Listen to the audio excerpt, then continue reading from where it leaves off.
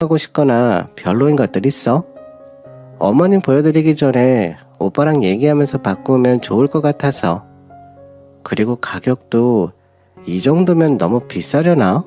신랑은 곧바로 그러더라고요. 너무 잘 골랐는데 내가 따로 말할 게 없어. 그리고 살림은 주로 너가 하는 거니 내가 좋은 것보다는 너한테 맞고 너가 좋은 걸로 선택하는 게 맞지. 가격도 합리적인 것 같고 할인도 받으니 이 가격이면 괜찮은 것 같은데. 아무래도 새로 장만해야 되는 것들이 많으니 한 번에 목돈이 들어가긴 하지만 그래도 똑똑한 우리 자기가 잘 골랐겠지. 고생했어. 남자친구도 제가 정리한 거 하나하나 보더니 괜찮은 것 같다고 하면서 잘 정리했다고 칭찬해줬어요. 비슷한 부분도 있었는데 남자친구가 좋다고 하니 기분이 좋아져서 바로 어머님께 시간이 괜찮으신 날에 한번 방문드리겠다고 연락했어요. 어머니 안녕하세요. 저번에 말씀하신 거 정리해서 왔어요. 나름 필요한 것만 산다고 했는데 사야 할 것들이 워낙 많다 보니 금액이 약 1,000만 원 정도 나왔어요. 저번에는 저희한테 한 번에 주신다고 하셨었는데 말하고 있는 도중에 어머님이 뚝 끊어버리셨어요. 그러더니 갑자기 소리를 지르시면서 얘기하셨어요. 1,000만 원? 뭐 그렇게 사야 할 게 많아? 그리고 1,000만 원이나 되는 돈을 어떻게 한 번에 주니? 그리고 혼수에 무슨 1,000만 원이나 들어. 내가 일단 보고 필요한 것들이랑 아닌 것들 확인해서 사야 하니까 그때그때 돈을 주던가 내가 사주던가 하마. 신혼집이랑 비교하면 적은 돈이라도 할 수 있지만 솔직히 1,000만 원도 적은 돈은 아니잖니. 우선 내가 확인해보고 연락 주마. 에휴, 무슨 1,000만 원이나 혼수했으니 말도 안 되지.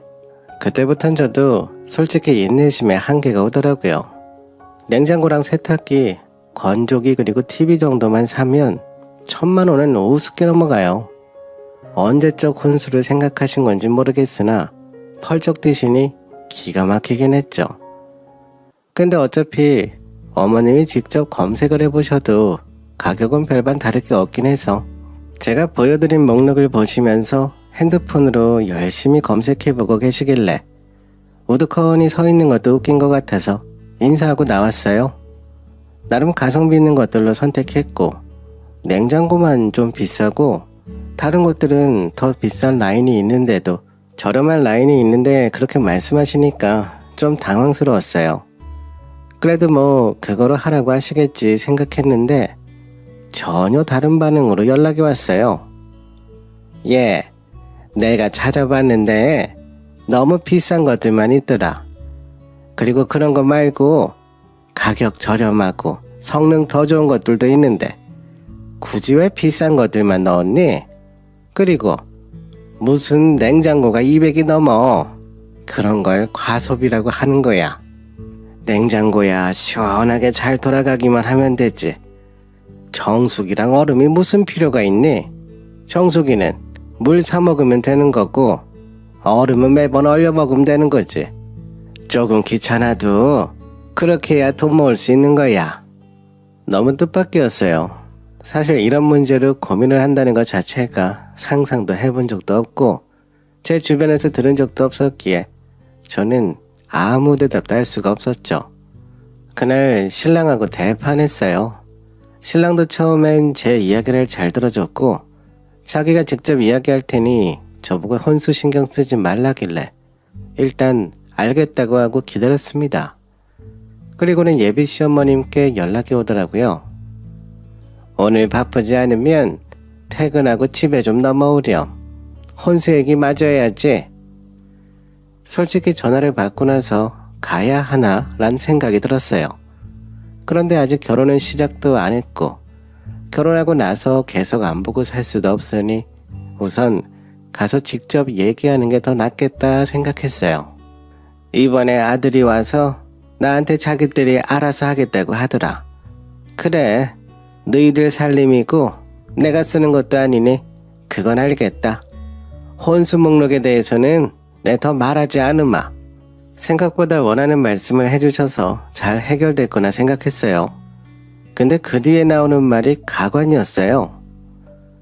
이번엔 너희 씀씀이 보니까 내가 걱정이 돼서 말이야. 돈 쓰는 방법이나 관리하는 법을 하나도 모르는 것 같아. 너는 대기업 다니는 애가 친정부모님한테 그런 것도 안 배웠니? 이렇게 해프게 쓰면 돈은 언제 모으려고 그러니?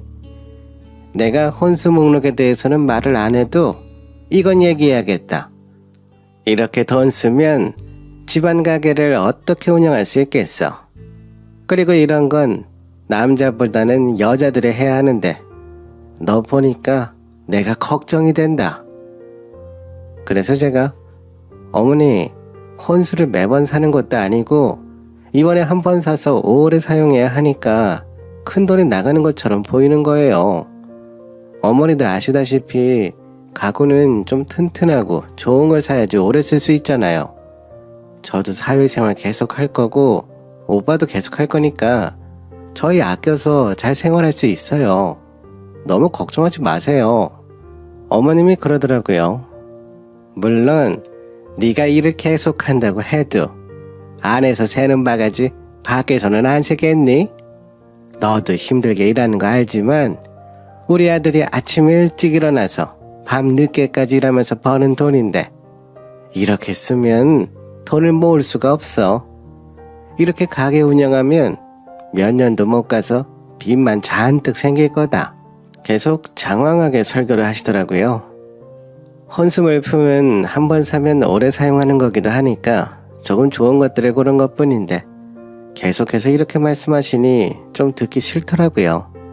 그래도 우리가 고른 물건들을 살 수 있게 됐으니 이 정도로는 참고 넘어가자 하면서 듣고 있었는데 그래서 내가 생각해 봤는데 너희 월급 통장 다 나한테 맡겨라. 너희 결혼하고 한 3, 4년 동안은 내가 통장 관리 해주마. 그러면서 너도 돈 관리를 어떻게 하는지 배워야 할 것 같다.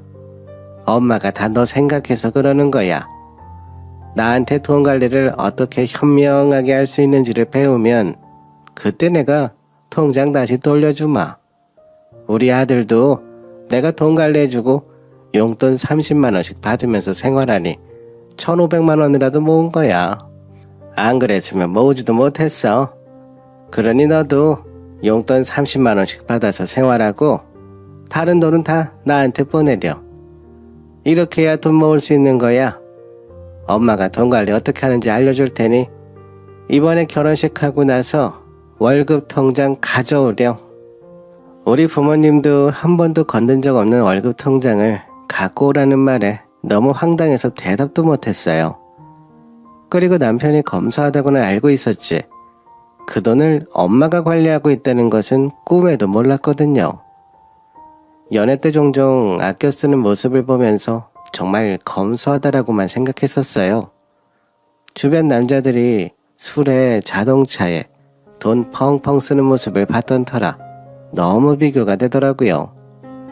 그런 모습이 보기 좋아서 제가 연애 때는 돈 관리를 어떻게 하냐고 물어봤었어요. 오빠는 돈 관리를 어떻게 해? 진짜 검소한 스타일인 것 같아. 나도 아껴 쓰려고 노력하는 편인데 생각만큼 안 될 때가 많거든. 근데 오빠는 본인이 생각한 지출만 하고 다른 것들을 안 하는 모습이 진짜 대단한 것 같아. 라고 이야기를 했을 때도 그냥 돈 쓰는 게 별로 재미없기도 하고 굳이 써야 하나 라고 말했었거든요. 어머님이 통장을 관리하고 있어서 돈이 별로 없으니 쓸 수 있는 돈이 없다고는 생각을 못했어요. 그리고 본인 엄마가 돈 관리를 해주고 있다고도 말을 안 했었거든요. 그런데 알고 보니 어머님이 돈 관리를 해준 것을 알게 되니 괜한 배신감을 느꼈어요. 오빠, 몰랐는데 마마보이였더라. 돈 관리한 것도 어머님이 하신 거였다면서? 그런데 어떻게 나한테는 본인이 한 것처럼 얘기할 수가 있어? 나는 오빠가 검소하고 돈 관리 잘한다고 생각했는데 그게 아니라니. 그게 무슨 마마보이야. 그리고 엄마가 나보다 돈을 더 잘 모으시기도 하니 내가 도움을 받은 거지. 그렇게 해서 돈을 안 모은 것도 아니고 모았잖아. 근데 왜 그렇게 말해? 그냥 우리 엄마가 싫으니까 사사건건 짜증내는 거 아니야? 장인어른이 1억 보태준다고 해서 지금 우리 집안이 그렇게 만만해? 그러면 그냥 장인어른한테 1억 받지 마. 그냥 우리 힘으로 대출을 받던지 월세를 내면서 살던지 하자고 하며 전화를 끊어버렸어요. 화를 내야 할 사람은 난데 본인이 더 적반하장으로 나오더라고요. 그래서 괘씸한 마음에 부모님께 말씀드렸어요. 저희 엄마는 자초지정을 들어보시더니 마마보이였냐고 펄쩍 뛰셨어요.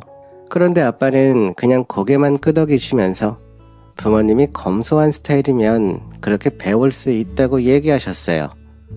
그러면서 오빠 편을 들어주시더라고요. 다음날 오빠가 저에게 사과를 했고 통장 문제는 자기가 이야기해본다며 먼저 그러기에 이번에도 저번 혼수처럼 해결이 되려나 싶었어요. 그래서 저도 좀 풀렸고 제가 먼저 얘기를 나누게 됐어요. 결혼 준비하면서 나도 좀 감정적으로 대응한 것 같아. 처음부터 시어머니가 계속 이것저것 안 된다고 하니 나도 모르게 화가 많이 났었나 봐. 그래서 더 오빠한테 예민하게 반응하게 된 것 같아. 근데 사실 결혼을 하는 건 우리니까 우리가 더 많이 얘기하고 우리가 결정했으면 좋겠어. 어머님이 조언해 주시는 거야 당연히 감사하지만 어머님 말씀이라고 다 오케이 하는 건 아닌 것 같아. 그리고 나는 아무리 생각해도 월급 통장을 드리는 건 반대야.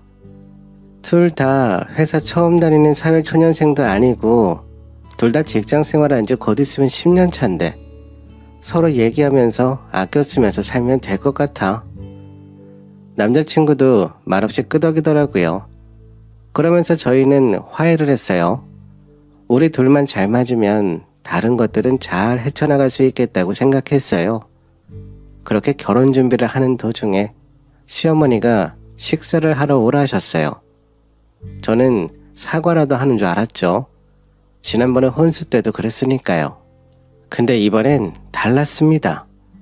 식사를 하는 도중에 또 월급 통장에 대해서 말씀을 시작하셨어요. 저번에 월급 통장 갖고 오라고 한 뒤로는 네가 별말 없어서 월급 통장 결혼하고 가져올 거지? 용돈 30만 원이 너무 적으면 엄마가 40만 원까지는 줄 수 있다. 그래서 제가 어머니, 오빠랑 얘기해 봤는데 월급 통장 드리는 건 아닌 것 같아요. 저희가 20대 초반도 아니고 둘 다 30대 중반이기도 하고 월급도 적지 않아서요. 그게 무슨 말이냐? 너희 씀씀이가 너무 크다니까. 월급 통장 안 맡길 거면 너희 혼수 좀 줄여라. 혼수 줄이는 비용을 차라리 현금으로 주마. 솔직히 너희가 고른 혼수들이 너무 비싸지 않니? 내가 돈이 아까워서 그러겠니? 다 너희 생각해서 그러는 거지. 이렇게 얘기를 하시는 도중에 남자친구가 자리에서 일어나더라고요. 저는 어머니한테 한 소리 하려고 그러는 건가 란 생각이었는데 갑자기 방에 들어가서 뭘 갖고 나왔어요. 자세히 보니 통장이더라고요. 그렇게 본인 통장을 저와 얘기한 것과는 다르게 어머님께 드리더라고요. 그래서 제가 오빠 지금 뭐 하는 거야? 나랑 다 얘기된 거였었잖아. 근데 지금 어머님한테 월급 통장을 드린 거야? 솔직히 엄마 말 들어서 나쁠 게 뭐가 있어. 정말 엄마가 우리 돈 가지고 달라고 하는 것도 아니고 우리한테 더 도움되라고 그러시는 건데 나는 엄마 말 듣는 게 우리한테 더 좋을 거라 생각해.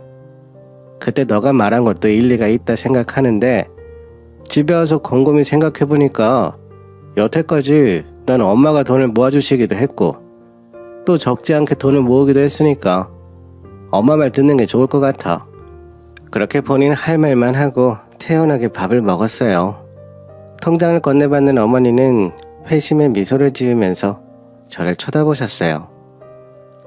결혼하기도 전부터 어머님한테 월급 통장 드린다고? 지금 나 보는 앞에서 이러는 거면 나도 이렇게 하란 뜻이야? 어떻게 나랑 상의 한마디도 없이 이렇게 행동할 수가 있어? 나랑 얘기 안 한 것도 아니고 나랑 합의된 거 아니었어?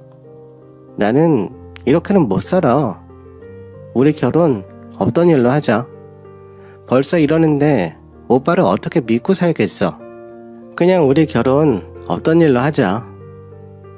아니 얘, 너는 나한테 돈 맡기는 게 그렇게 싫니? 내가 네 돈 떼어먹는다니? 그리고 월급 통장 맡기기 싫으면 혼수를 줄이라니까.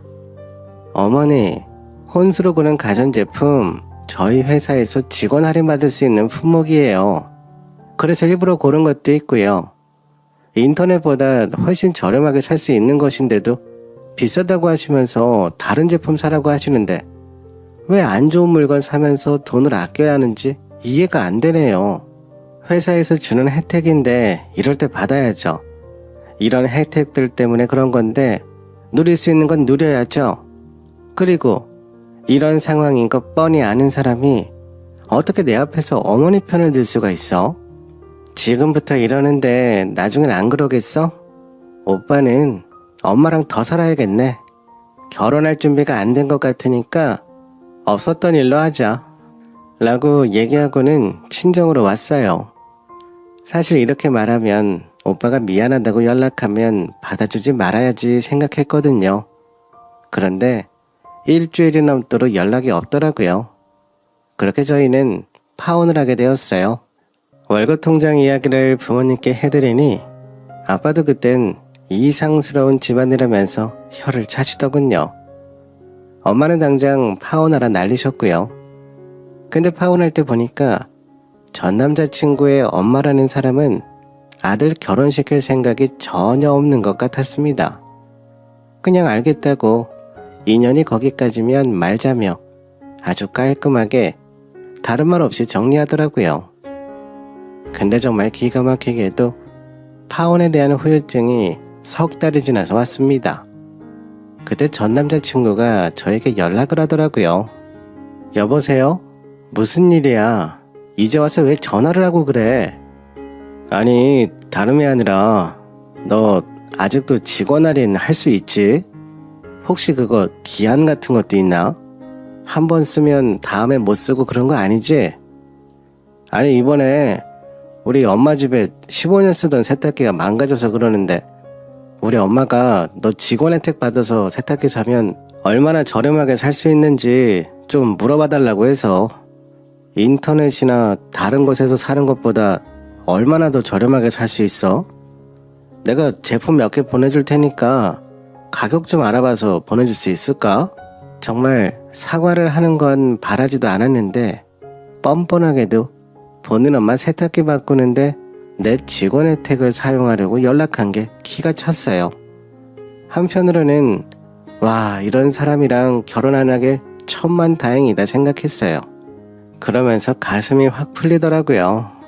당연히 즉시 전화를 끊고 나서 번호를 차단해버렸어요. 이런 집구석이랑 안 엮인 게 천만다행이다 생각해요. 정말 파혼하게 된 게 조상님이 도우신 것 같다고 생각했어요. 아니다 싶으면 일단 속도를 줄이고 정 아니면 멈추는 게 지금 다시 생각해봐도 맞는 것 같네요.